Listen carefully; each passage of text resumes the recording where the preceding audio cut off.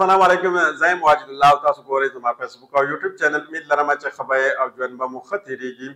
پاکستان تحریک انصاف چې نظام او سیستم لا کومه ډیډلاین ورکړی و یقینا هغه ډېر زیاته نږدې راغلی دی. یعنې پاکستان تحریک انصاف په 15 تاریخ باندې په ډي چوک باندې د احتجاج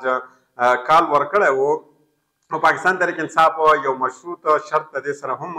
رضامندي په دې یو شرط سره هم ظاهر کړې وه که چېرته د دې ملاقات د عمران خان صاحب سره وشو د هغې نه بعد دوی که دا کال واپس هم اخیستلی شي. یعنې دوی دا اهم شرط د دې سره ایښودی و.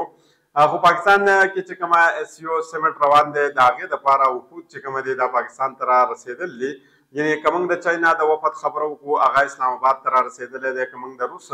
د وفد خبره وکړو هغه هم اسلام آباد ته را رسېدلی دی. د دې سره سره که موږ د انډیا د وفد خبره وکړو هغه هم اسلام آباد ته را رسېدلی دی او اوس په دې وخت کې په شهر اقتدار کې موجود دي. خو بل طرف ته که موږ وګورو د عمران خان صاحب د صحت په حوالې سره ډېر زیات کنسرن دي او ډېر خلک د دې په حوالې سره دا سوچ کوي چې د عمران خان صاحب صحت به دا وخت څنګه وي. د هغې په حوالې سره ډېر ریومرز چې کومه دي دا په مارکیټ کې روان دي او تر دې پورې خبره رسېدله چې ځینې خلک دا سوال هم چوتوي چې عمران خان صاحب به په اډیاله جیل کې موجود وي او که نه به وي. یعنې عمران خان صاحب د اډیاله جیل نه بل څه ځګي ته خو به نه وي بولی. دا خبرې هم راځي خو دا خبرې دا ریومر د افواګانې اله خورېږي چې کله په یو ځای کې څه کېږي او دلته نه خبر مخې ته نه راځي. یعنې هلته هغه هر څه پټ شوي د هغې نه بعد دا افواګانې چې کومه دي دا په مارکیټ کې خورېږي. خو د پاکستان تحریک انصاف د طرف نه یو اخري قدم چې کومه دی دا چوت کړی شوی دی او که چېرته حکومت د دې مثبت جواب ورنه کړو نو یقینا د دې چې څومره غلطیانې وي هغه به په دې حکومت باندې هم عاید کېږي او د دې سره سره د دې ذمهداري به صرف په حکومت باندې نه وي بلکې په پاکستان تحریک انصاف باندې به هم عاید کېږي. خو الحمدلله دا وخت موږ د عمران خان صاحب په حوالې سره خبره وکړو نو د اډیاله جیل نه یو مثبت خبر راغلی دی او دا خبر چې کومه دی د سرکاري ذرایع په ذریعې باندې راغلی دی. دا زه ستاسو مخې ته ږدم او دا د پاکستان تحریک انصاف او څومره پاکستانیان چې دي د هغې دپاره ډېر د خوشحالۍ خبر دی. خو بل طرف ته که موږ وګورو په دې نظام کې یو داسې کس موجود دی هغه کس دا غواړي چې په ملک کې حالات د معمول مطابق نه وي او ملک خوشحاله نه وي. یعنې که چېرته دا ملک په حرام سره روان شي یعنې دا ملک په معمول مطابق روان شي په دې کې څه جګړې نه وي په دې کې لانجې نه وي بیا به دغه کس دکانداري ختمه شي ځکه چې په یو پوینټ باندې دا ټولې مسلې حل کېږي او هغه پوینټ دا دی که چېرته د پاکستان تحریک انصاف د عمران خان صاحب سره ملاقات وشي نو دا ټوټل دا کال چې کومه دا به هم دوی واپس والي احتجاج دا کال به دوی واپس واخلي ټوټل د سمټ چې کومه دا به په بهترین طریقې سره د دې د عمل به هم وشي دلته به تقریرونه وشي په ملک کې به په آرام سره به دا هر څه وشي. د هغې نه بعد به پاکستان تحریک انصاف احتجاج وکړي. خو یقینا داسې یو کس دی هغه دا نه غواړي چې حالات دې بهتره وي ځکه چې هغه د عمران خان صاحب سره ملاقات کول دا وخت پاکستان تحریک انصاف نه غواړي. د هغې د وجې نه دا ټولې مسلې جوړې شوي دي. که موږ د پاکستان تحریک انصاف خبره وکړو نو پاکستان تحریک انصاف همیشه خپل سیاست چې کومه دی د ملک دپاره قربان کړی دی. که موږ بالکل ریسنټلی خبره وکړو یعنې تېر شویو وختونو خبره ونه کړو که د 22 اګست د جلسې موږ خبره وکړو چې کله پاکستان تحریک انصاف او عمران خان صاحب ته دا وویلی شو چې په دې کې د ملک وسیع تر مفادات دي نو هغې هغه خپله جلسه کینسل کړه. د هغې نه بعد بیا موږ ولده چې د عمران خان صاحب سره د 8 سپتمبر باندې څه وشو خو هغې د ملک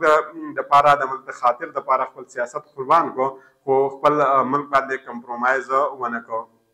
دارنګې که موږ وګورو د چاینا کله چې وفد راغلی و هغې د ټوټل سیاسي پارټیانو سره ملاقات کولو د پاکستان تحریک انصاف سره چې کله ملاقات وکړو د پاکستان تحریک انصاف د طرف نه هغوی ته ډېر مثبت پیغام لاړو. د هغې نه بعد موږ بیا د سعودي د وفد خبره وکړو چې کله هغوی لاړو په هغې باندې پاکستان د طرف نه ډېر مثبت کومه دی هغوی هم خپل یو کمنټ کړی و. دا هر څه کېږي خو د پاکستان تحریک انصاف دا کومه کال چې د احتجاج ورکړی دی دا په 1 منټ کې ختمېدلی شي او د هغې صرف او صرف دغه یوه ذریعه ده چې د عمران خان صاحب سره ملاقات وکړي او یقینا که دوی کله اجازت ورکړي د عمران خان صاحب ته یا دوی د عمران خان صاحب سره ملاقات وکړي نو د هغې نه قطعا عمران خان صاحب به داسې نه کوي چې هغې ته به ووایي چې د SCO چې کومه سمټ روان دی د دې په دوران کې تاسو لاړ شئ او بار احتجاج وکړئ. خو دا د دوی یو هم خیالي ده یو ګمان دی د دوی که چېرته دوی چې څرنګه د عمران خان صاحب سره خلاف ورزیانې کړلي کومه اګریمنټ یې د عمران خان صاحب سره کړلي کومه وعدې یې کړلې هغې ټولو د دوی خلاف ورزي کړله نو یقینا دوی ته هم دا ویره ده که چېرته اوسه دا پاکستان تحریک انصاف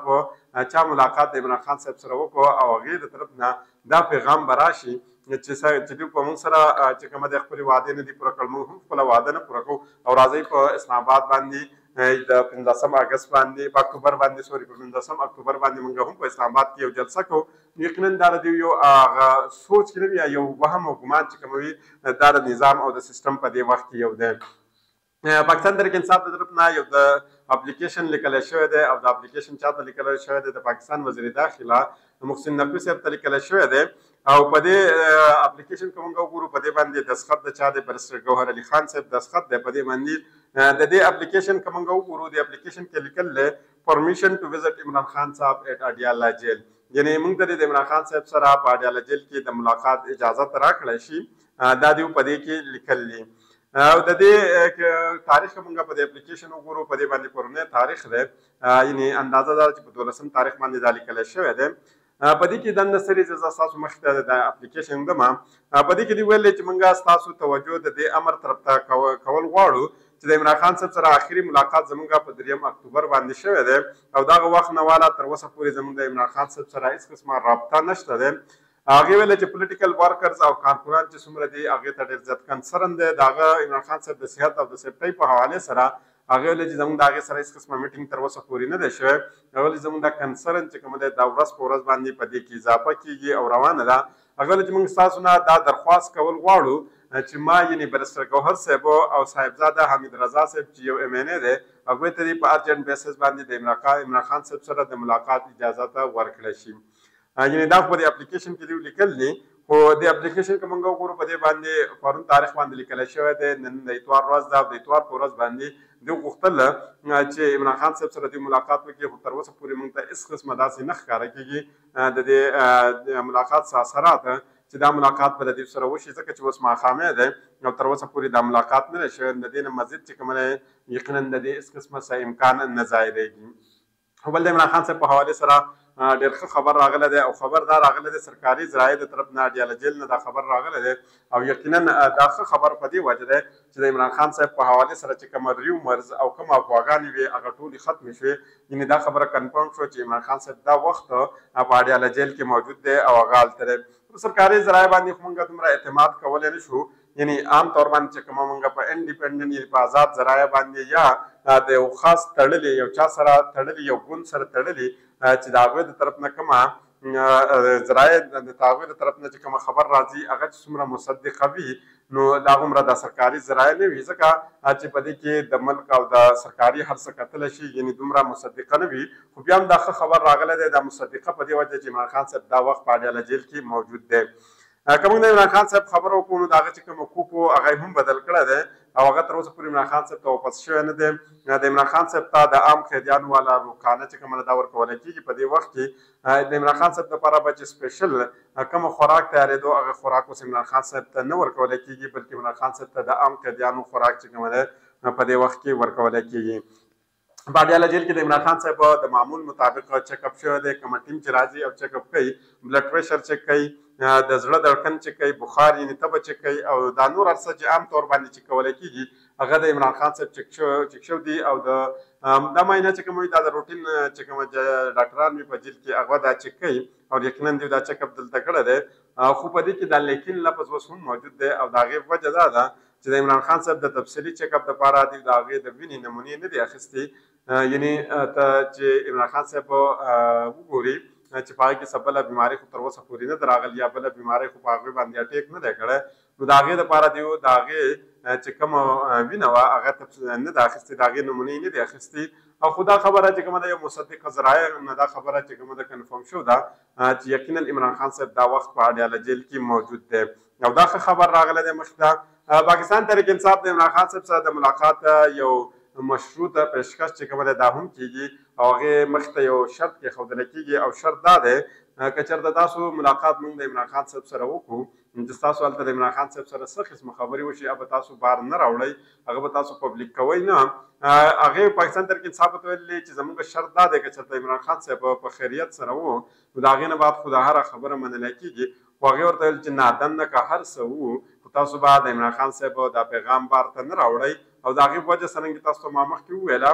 چې عمران خان صاحب سره دوی ډېرې زیاتې خلاف ورزۍ کړلې نو دوی ته هم دا یاره ده دا وخت که چېرته عمران خان صاحب سره دوی ملاقات وشي او عمران خان صاحب ورته ووایي چې دوی زموږ سره خلاف ورزیانې کړلي نو تاسو هم لاړ شئ په 15 اکتوبر باندې په اسلام آباد کې جلسه وکړئ په اسلام آباد کې احتجاج وکړئ او پوره دنیا ته دا وښایئ چې زموږ سره دا وخت څه روان دي نو هغې ویل چې نه په دې باندې موږ یقین نشو کولی او د هغې نه ګرنټي هم غواړي د پاکستان تحریک انصاف نه کوم یو کس چې د عمران خان صاحب سره د ملاقات دپاره ځي